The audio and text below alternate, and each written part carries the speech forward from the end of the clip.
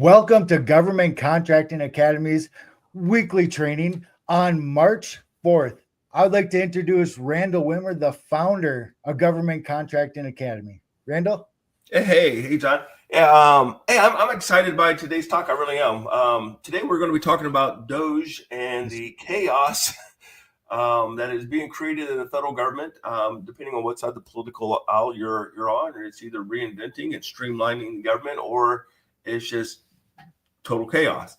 And I think the answer is probably a little bit in the middle, just to stay away from that political button. But I'm constantly asked. I'm asked several times a day. Randy, how's this going to impact government contracting as an industry? And people just assume that it's going to impact it negatively. And I don't come across on that line of thinking. I really don't, because this isn't the first time that an administration came in and tried to reinvent, government. The last major time was probably the Clinton administration. But you also had, a lot of it with, the Bush administrations too. It's not like, this is a novelty. This is something new that's never been done. And I think we need to do that every so often, just to do, a little bit of, right? Yeah. We need to cut a lot of the really stupid fat from the budget. And sometimes we don't get it right. And, as an administration, and, we go a little bit too deep here, and we didn't make a good decision with that, and we should have cut that instead of this. But what's going to happen is, once they do that, at that point, they're going to realize the mistakes that they made, and they're going to start adding things back to the government. Now, this is the good thing for federal government contracting. My experience has been, for every single government employee that they terminate, there's about at least a 50-50 chance that it's going to be replaced with a government contractor. So all of this cutting, in many regards, actually points to growth, for a lot of administration, for a lot of agencies. So I think there's actually a growth opportunity with that. But more importantly, what it does is, if you're on the outside looking in on any market space, you want there to be chaos. If you're not, it's kind of like this, and we'll say this in basketball terms. Let's say, because we got the final, we got the March Madness coming up. If you are, if you're not playing a game, and you want them to go after each other and just brutalize each other and just work extremely hard and all this kind of stuff. So, half their players walk off limping, the other half just walking off totally, exhausted. And the reason why that is because, you may be playing one of those people down the road in this competition. So you want those games to be bloodbaths, because, instead of having Duke and UNC playing each other, where you may have to play the winner down the road, what this really is you're watching Northrop Grumman and Lockheed Martin and all these other companies. They're taking a beating, and they're the ones losing contracts. They're the ones who are having their workforce cut and all this kind of stuff. And what that does is, you're the odd man out. You're looking in. You're not the one getting bludgeoned by these cuts. You're watching your competition get weakened by it. You're looking at opportunities that are now going to not fall exclusively under hey, this is Northrop Grumman's work, and Northrop Grumman is going to win it every single time because they've been doing it for the last 50 years. Now, those contracts have been busted up, reshaped, reorganized, and they're going to be re-released. And now it's not going to be, hey, this is Northrop Grumman's contract. Now it's going to be, hey, this is a contract for anybody, could win. Yeah, there's a little bit of Northrop Grumman stuff still in it as a legacy, but they busted it up and they spread out, Northrop Grumman's piece into lots of different contracts. So they don't have a competitive advantage over everybody else. And it just makes it more fair. It might be worth highlighting what that competitive, or defining what that competitive advantage is, because then, it gives contrast to why now is good. Oh yeah, absolutely. Here's the deal. In my experience, about 95% of all contracts are continuations of ongoing contracts. It's just like, IT support services at the Pentagon. It's like, hey, there's an IT support services contract coming out in the Pentagon. It's not like, It's not like they just invented computers and started to use them in the Pentagon. They've been using them for a while now, and they've always had IT support services, as an ongoing thing. Just like landscaping. It's just like when there's a landscaping contract, it's not like they didn't have their lawns mowed previously. It's like, somebody was mowing it on contract. So again, when you're bidding, there's a 95% chance that you're bidding on a contract that's been ongoing. It's just up for recompete. And when there's an incumbent contractor, they know all the insights. They know all the hot buttons from the customers. They've been supporting the customer doing that exact contract. There's no ambiguity of what the government needs in their eyes. They know exactly what the government needs. They've been providing for like the last 5 years. So they know everything there is to know about the contract. They have a tremendous opportunity to work with the government to help shape that procurement. And what do I mean by that? Hey, I used to tell the government at these meetings, we used to say hey, we've been doing this, for about 4 years now, and we got some good feedback. If you want to know how we think you should make the RFP better, so you can get a better service. And let's just say you're ISA certified, and your competitors won't be. You're going to be telling them. You're going to be telling the customer and saying, like, if it wasn't for our quality management system, we wouldn't have been able to support you. That's just a fact. If we didn't have an ISO 9001 quality management system, there's no way that we could have adequately supported you to the level that you needed, because your mission is so important. And so we strongly recommend that you have, that you require a quality management system section of your proposal. If that's required in the request for proposal. Why? Because we're going to ace that, because we're ISO 9001 certified. So that's the way you shape it. The other thing is let's say you have a PhD, program manager who's, he's got a PhD in nuclear engineering, and you'd say, hey, if it wasn't for Bob's exquisite, understanding of the technical requirements as the program manager, he wouldn't have been effective. We recommend making a PhD a requirement for your program manager. Now, how many program managers out there have a PhD? Only yours. So there's all kinds of different ways that you can shape it. So these incumbents, they have a tremendous competitive advantage over everybody else. They've got total customer experience. They know 100% of what the requirements are. There's no guessing. Like, wow, I don't know. Does the government really need that or want that? They know exactly. Their employees are well known, and they are. And this is the best one. Oh, there's several others, but this right here is the best one. Transition for larger contracts.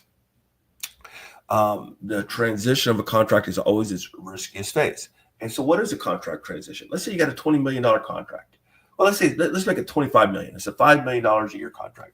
$5 million, and let's just say, there's, 7 times 5, there's 35 employees. It's a 35 person contract.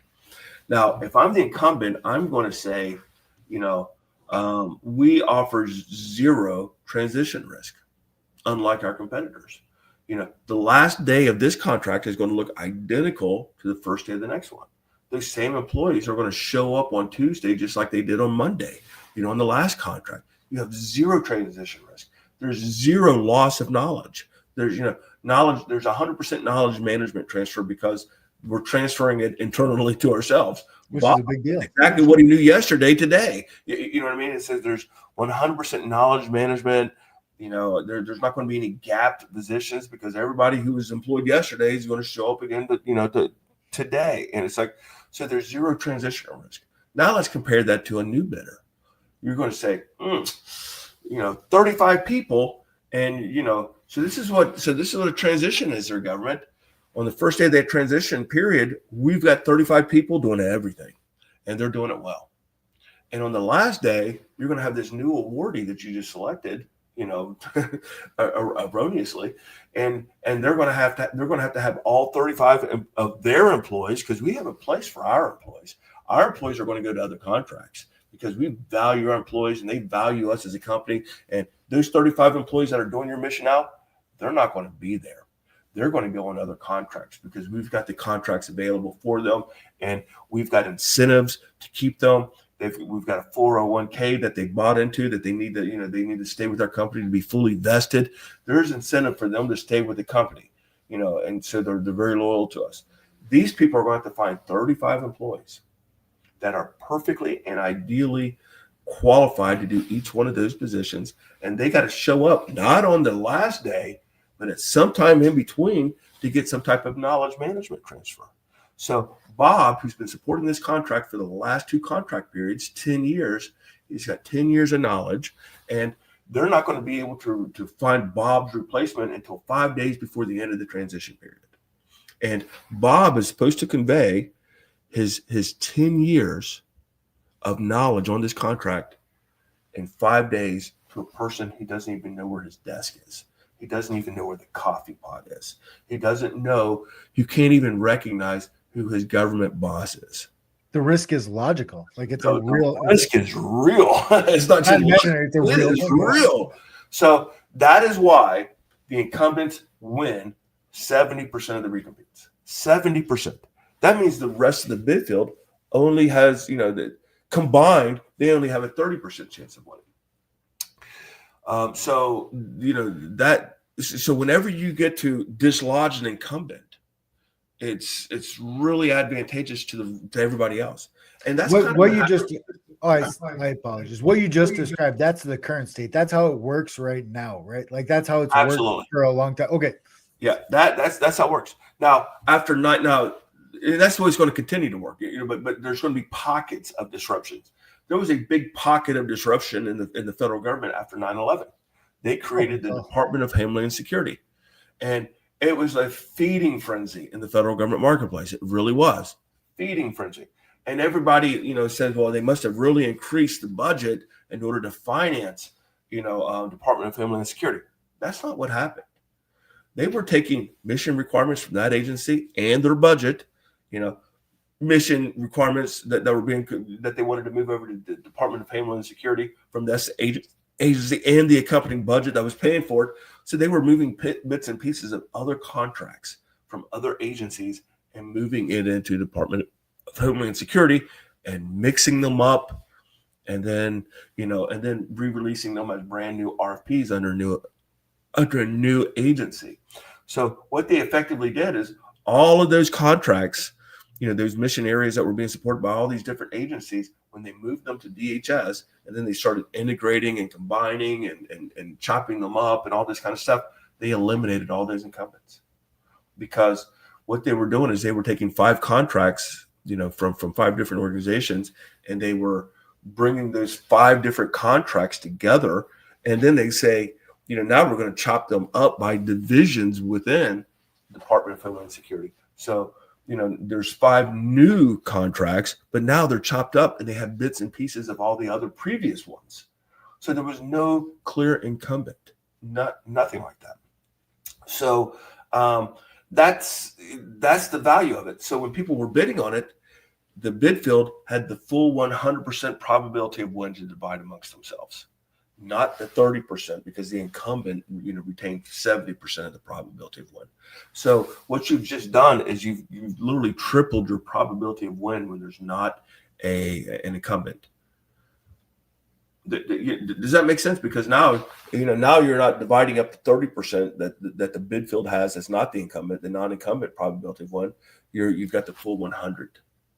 So you're expanding your portion of 30% to that equal, proportional size of 100%. Oh, I got you. I just clicked the numbers. Lost me there for a moment. Yeah. So basically that's what's going on right now. That's what's happening. And with Doge, they're just creating chaos. They're chopping things up. They're eliminating parts of the contract or all the contracts. And here in a few months, they're going to realize hey, now it's time to do a little bit of first aid here. We had to go in there. We had to do some work, and we were chopping things up. And now we got to do some first aid. We got to start adding some stuff back.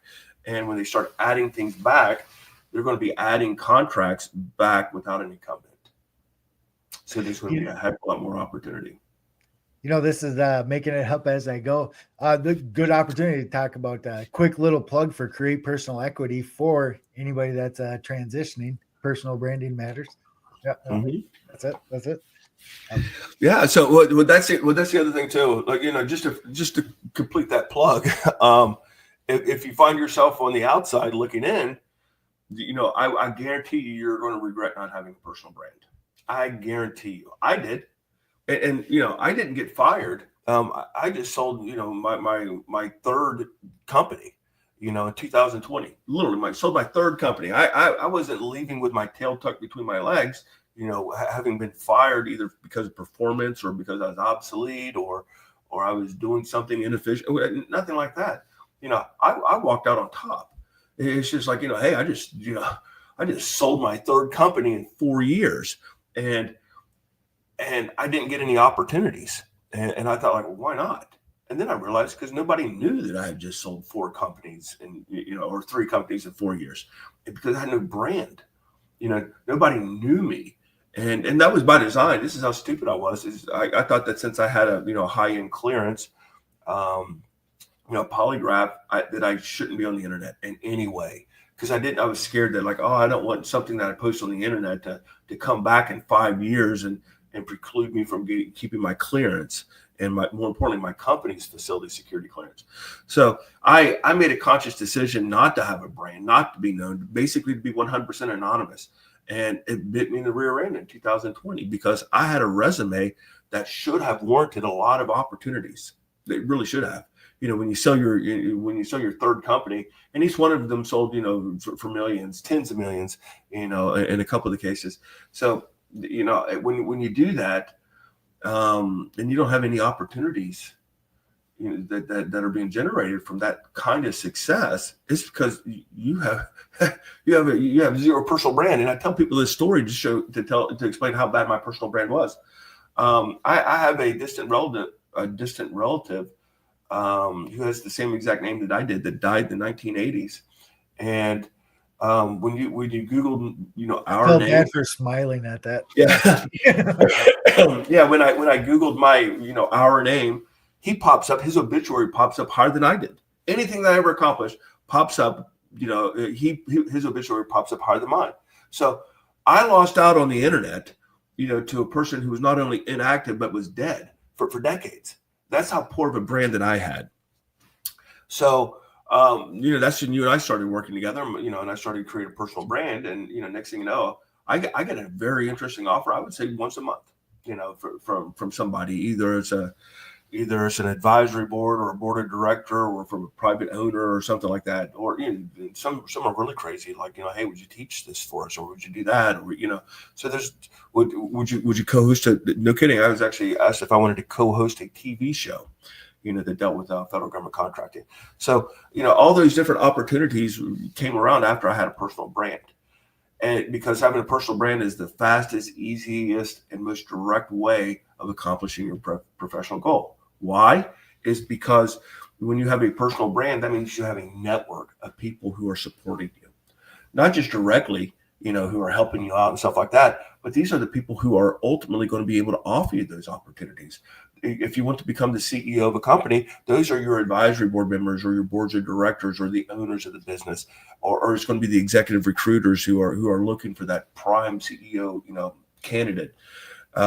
It's going to be people like that. If you want to author a book, it's going to be your literary agents who can, help you out. It's going to be the publishing houses. It's going to be those types of people. In addition to the people who can do, your editing and do those kind of things and your formattings. Those are called enablers. But it's your advocates are the ones who can actually get it done for you. They're the ones who actually can make the decision to change your life.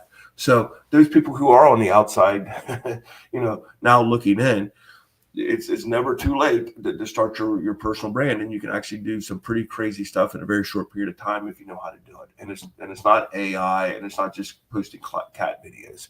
That's not how you build a personal brand that's going to result in you accomplishing your goals.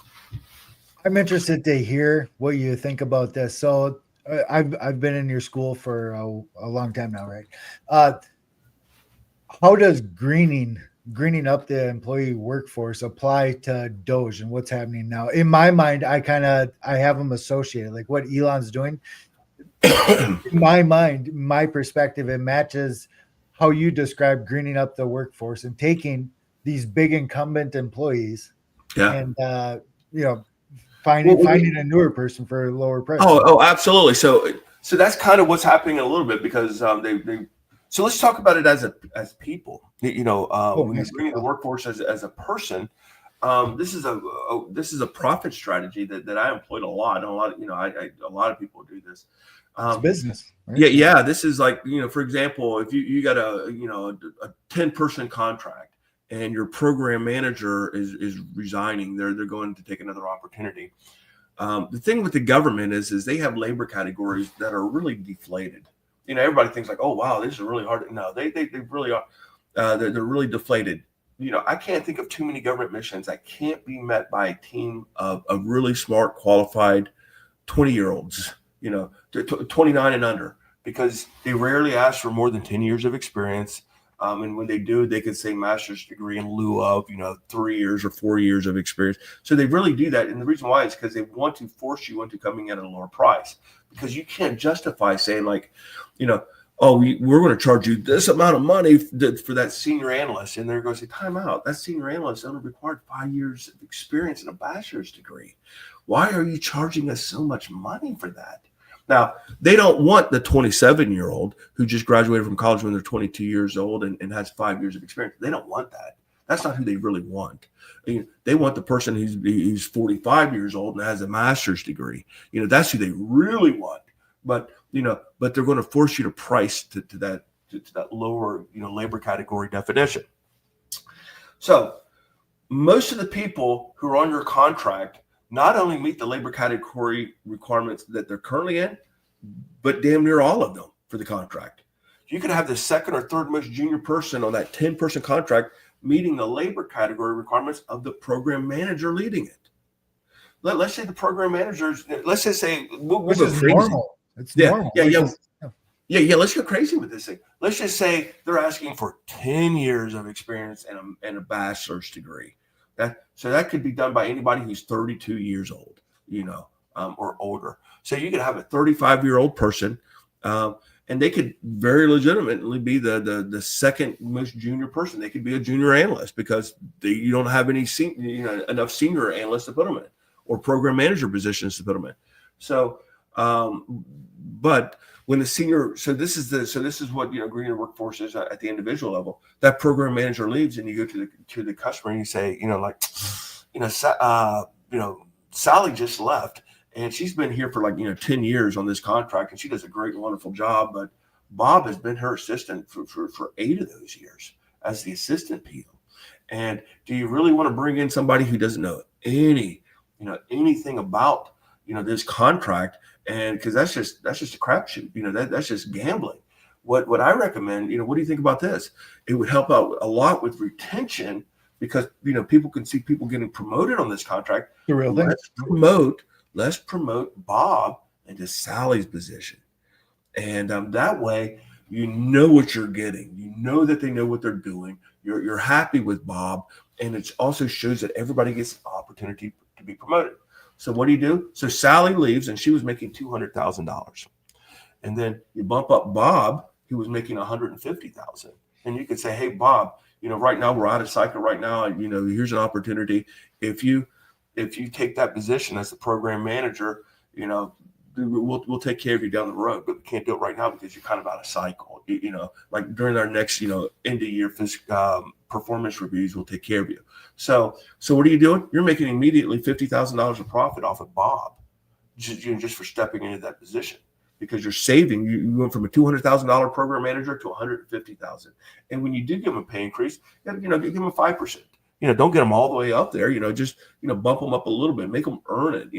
So you're making profit every single time. But you know what you're doing now? Bob, he's got a vacancy now. He was the senior analyst, so now you're bumping up a junior analyst into the senior analyst. And Bob was making 150. The junior analyst was only making 110. Boom, you make $40,000 there on the salary differential, and you keep on going up. So essentially, what you're really doing is you're replacing Sally, a $200,000 employee, and you're backfilling them with the most junior position, because you're bumping everybody up, which is maybe the admin assistant for minimum wage. Which everybody that's getting bumped up loves. Like this is a morale boost. Also, oh yeah, they're getting promotions, and they know that increased pay increases are coming, but you just tell them it can't come until the end of the fiscal, until the performance review. And so everybody gets bumped up. So that's greening the workforce. Now it's the same thing at the corporate level. You've got these big companies like IBM. They have laboratories. They have a ton of R&D, and every single position that they charge the government for in a services contract, they add on the expenses of all those R&D labs that they have. Now, if you're in a project, if IBM is doing a project management support services contract, why in the world do you need to have a company that has labs, R&D labs out the wazoo, creating quantum computers in order to do a project management support services contract? There's no reason at all for it. And so what they're really doing is they're greening the workforce. They're like saying, IBM, you don't need to be doing this job anymore. And that's what they're doing. They're taking the largest, biggest contractors, and they're basically, chopping them up like crazy, these contracts. Why? Because if it's still a mission area that needs to be done, now it can be done by a small business. And I'll give you a perfect example. I had a contract that we won a contract up in Pennsylvania, and we beat KPMG. Now, that they're a big five consulting firm. Huge. KPMG, and this was their business model. When they had won the contract 15 years earlier, maybe it was a lot more than what it was now. Maybe it was actually management consulting, and they had to do a lot of business process re-engineering, and maybe it was high-end work. But 15 years later, basically it's butts in seats being managed by government people. They just needed an augmented workforce. They needed more staff. So KPMG, they still had their same business model where they were flying in consultants from all over the world to this place in Pennsylvania. And, now who's eating the cost of all that travel? Because that's the KPMG model. They have consultants that they fly in. And so they're flying in, like 10 KPMG employees. And, they were working 4.5 days. They would fly them in on a Monday, and then they'd fly them out on a Friday, afternoon. And the government, built into their rates was all this travel expenses. So what we did is we say hey, outside of that base is a ton of retirees, so now you're supporting the local economy. You actually have people who were doing the job previously, who would be supporting you rather than some consultant, 4 years out of college, from KPMG that doesn't know anything about the actual mission, but knows how to do PowerPoint slides. So it was like a win-win-win, to get these people who were locally, who would be there full time, who could work late if needed because they lived literally down the street, and they'd be getting them from a fraction of the cost. Why? Because, we were greening the workforce for the government as we gave them that option. You don't need a big five consulting firm to do this mission and literally it was double the cost of what we were offering, in our price, literally double the cost.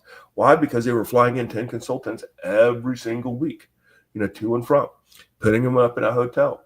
And, they of course, since they're high-end consultants, they were charging more for their, for their time anyway.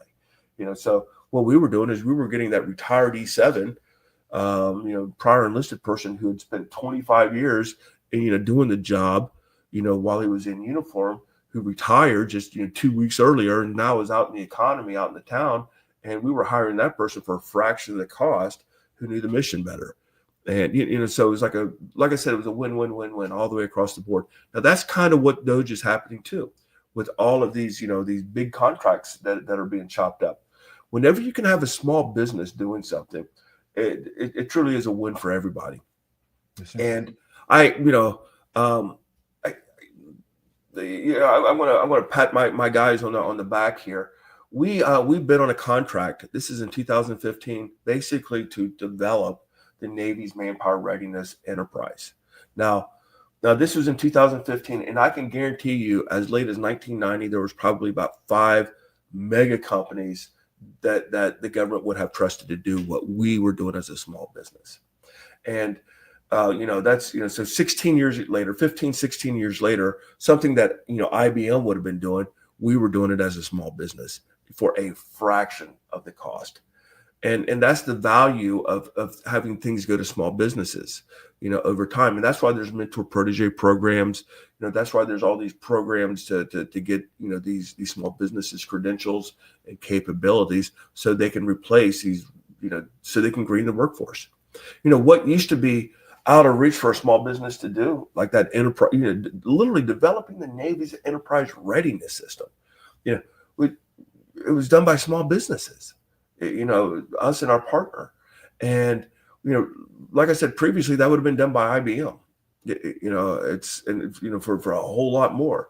So that's why it's really valuable to the taxpayer, to the federal government, that small businesses get more and more of this work share. Now, again, if you're asking a small business to create an AI enterprise for you, when AI is like, the bleeding edge, probably not a good choice to do that right now, but maybe in 7, 8, 9 years, it would be. What a great response. We are at time right now. And I didn't ask you this ahead of time, so I'm curious to see your response. Just a summation. Do you think, does Randall Wimmer perceive what DOGE is doing right now as good? For small government contractors who don't have a big piece of the pie, this is probably the best thing that could be happening. Awesome. It's creating chaos. So if you're a small business, if you're a startup, whenever you're seeing your competitors get their nose bloodied and beaten up and lose contracts and have their contracts cut in half, and what it's really doing is it's hurting your competitors, which is fine, which is great and wonderful, because business is a contact sport. If you're on the outside and you don't have a piece of the pie, you want other people to lose their piece of the pie, because that gives you more opportunity to have pie. It really does, and it's brutal, but that's what we're talking about. I hear people, these small business owners, they come up to me and say, Randy, like, what am I going to do? So it's like, what do you mean, what are you going to do? You don't have any contracts to be lost. Anything that happens now is gravy for you, as a bonus, because now, it's hurting your competition and it's creating, less incumbents that you have to compete against. Competing against an incumbent is hard. So if they're creating more and more, requests for proposals without a clear, defined, established, entrenched incumbent, your probability of winning triples. Because, like I said previously, if you're competing against the incumbent, you and everybody else who's competing in them have a total of a 30% probability of win. When there is no incumbent, you and everybody's bidding on it has got a combined probability of win of 100%. And so you go from your portion of that 30% to your portion of 100%, which basically triples your probability of win. So therefore, it triples your expected value of a bid, because expected value is your probability of winning times the value of the win. That's what everybody should be making their bid decisions based upon. It should be on ROI, return on investment. Your return is your expected value of that win, which is your probability of winning times the value of it. And your investment of winning is how much what all you have to invest into that win, writing the proposal.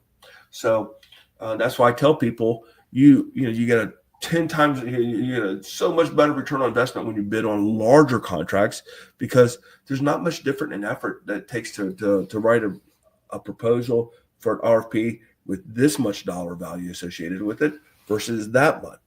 And everybody thinks that, it's all linear. It's not. So, there's a lot of fixed cost associated with writing a proposal. So there's not that much difference between writing a big proposal for a big dollar contract versus a small proposal for a small dollar one. There's not much difference in work. So your investment roughly stays the same, but your return is like astronomically larger for these bigger contracts. So that's why. So to answer your question, DOGE is a very, very, very good thing for an ultra small business in the federal government contracting industry. It's probably not that good if you are a multi-billion-dollar company right now, because you're the one who has all these contracts, and a lot of these contracts are absolutely worthless. Useless to the government taxpayer. They really are. I've supported contracts. I won't lie to you, I've supported contracts with my own companies and employee as an employee of another company or two, and the contract that I'm on, I felt guilty for fleecing the taxpayer. Like, man, this is absolutely useless. What we're doing. We could go away tomorrow and it wouldn't impact the mission at all. Now, you never tell the customer that. And the customer, this is the reason why I've seen some of those also with my own. Oh, yeah. Nobody gets promoted by saying, I have less responsibility and I have less work requirements than when I started this job. My responsibility, my people that I'm responsible for, that I'm managing, is going down. Now, how many people are really going to think that that's a good way to get promoted? Like when I came to this organization, I was supporting 100 people, as a GS-15, and and over time, my budget kept on getting smaller. My mission requirements, I kept on chopping away missions that we didn't think, and now I have a workforce of 30. Are you going to get that promotion? Hell no. But what if you were a government employee who took that job and you got 100 contractors working for you, and all of a sudden, over a period of 10 years, that 100 grew to 400? Oh my God.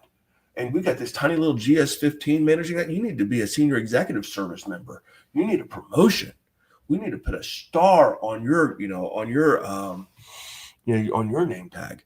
And that's what happens, because it just have that perception you've got greater responsibility. No, you're just managing more bloat. You're just, you're being more wasteful of dollars, hiring people you don't need with not your money, with taxpayer dollars. Because, the federal government, unlike businesses, they don't have to turn a profit. They have this bottomless pit of money that they keep on going back to called taxpayer dollars. So, if you're a big company, and you've got a lot of these contracts, you're going to be hurt by DOGE. But if you're a small business, you're going to make out like a bandit, because they're going to start chopping things up, mixing things up, greening the workforce, eliminating incumbents. And it's just going to be a win-win-win across the board for ultra small businesses. That is a great way to end this. Holy cow. Awesome insight. Meet us again Tuesday next week, 12 p.m. Eastern. I look forward to the conversation. It's going to be awesome. Sounds good there, buddy. I am too. Talk to you soon.